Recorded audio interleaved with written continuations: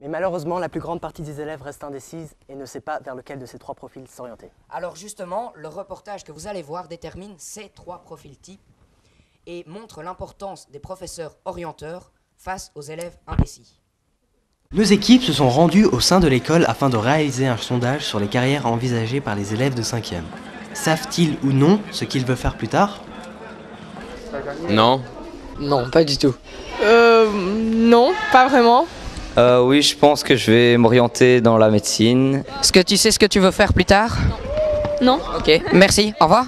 Comme vous le constatez, la plupart des élèves de 5e sont indécis ou n'ont aucune idée de ce qu'ils désirent faire plus tard. Sur les 50 personnes interrogées, 32 d'entre elles ne savent pas vers quelles études se tourner. J'ai des idées, je sais pas.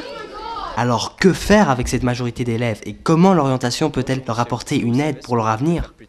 Non. Élément de réponse avec Monsieur Franklin. Bien sûr, c'est la situation la plus difficile pour nous, c'est les élèves qui ne savent pas quoi faire. La question est quand même vraiment au cœur de l'orientation. Il s'agit d'éviter que les gens choisissent une orientation qui ne leur convient pas, qui se retrouvent dans une section dont ils n'ont pas envie et qui soient obligés ensuite de réfléchir et de devoir changer leur choix plusieurs fois. Donc nous, ce qu'on essaye de faire, et ce que j'essaye de faire moi en particulier, c'est que chacun trouve ce qui l'intéresse.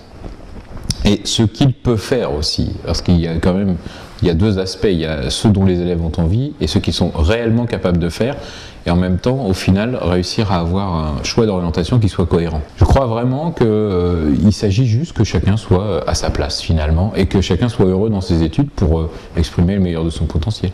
Cependant, une minorité d'élèves sait déjà ce qu'elle désire faire plus tard, précisément, ou tout du moins vers quel domaine s'orienter. Eh bien, je voudrais bien, comme but final, être ambassadeur de la Belgique.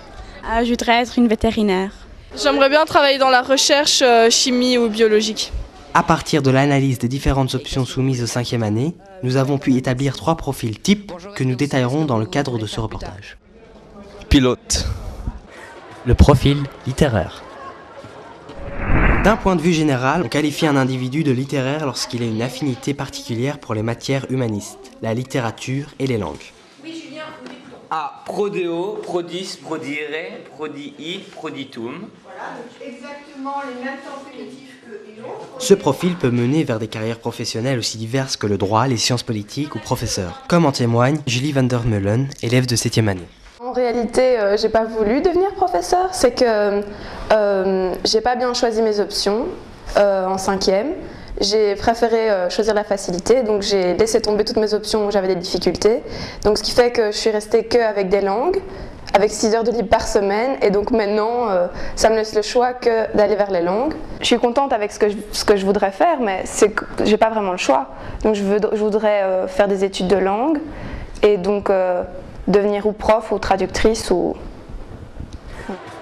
Le profil scientifique.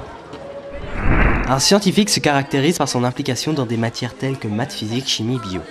Ses études conduisent vers des carrières universitaires comme la médecine, l'architecture et même l'économie.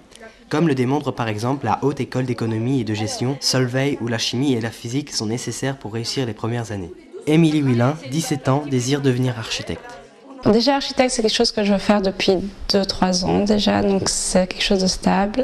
Et pourquoi architecte? Parce que je trouve qu'architecte, c'est quelque chose de concret. Alors, il fallait absolument que je prenne maths déjà, donc j'ai pris maths 5, physique, chimie, économie et maths pro aussi. Je pense déjà que quand tu choisis tes options, maths et physique, je trouve que c'est hyper important. En choisissant le projet scientifique, il faut quand même travailler et il faut quand même un minimum aimer ce que tu fais parce que tu ne peux pas faire physique ou chimie sans avoir d'intérêt pour la physique ou la chimie. Le profil socio-économique.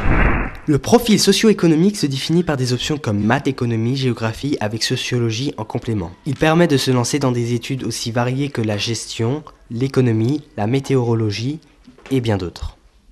En résumé, Je pense que c'est plus facile de d'abord aller vers les sciences et revenir vers les langues que le contraire. Je pense que si tu choisis scientifique, tu peux encore revenir en arrière, il n'y a vraiment pas de problème. Dans l'autre sens, c'est plus compliqué parce qu'il faut quand même les bases, et si tu n'as pas les bases au début, c'est dur de les rattraper plus tard. Les sciences fonctionnent de manière mécanique, en quelque sorte. C'est-à-dire que si on a raté une étape, on ne peut jamais vraiment la rattraper. Et donc, quand on a lâché, quand on est faible, quand on a eu des difficultés, il me semble que le temps est passé, c'est dommage. Peut-être que plus tard, dans les études, il y aura moyen de se remettre à niveau, mais dans le secondaire, je ne pense pas que ce soit possible. En matière littéraire, et je vois pour ma matière en histoire par exemple, on peut en quelque sorte remettre les compteurs à zéro, se remettre au travail. Si on a raté une année de programme, c'est bien sûr c'est un handicap, mais ensuite on peut quand même rattraper. On peut rattraper parce que les méthodes sont finalement, elles sont importantes, mais elles peuvent être acquises plus tard.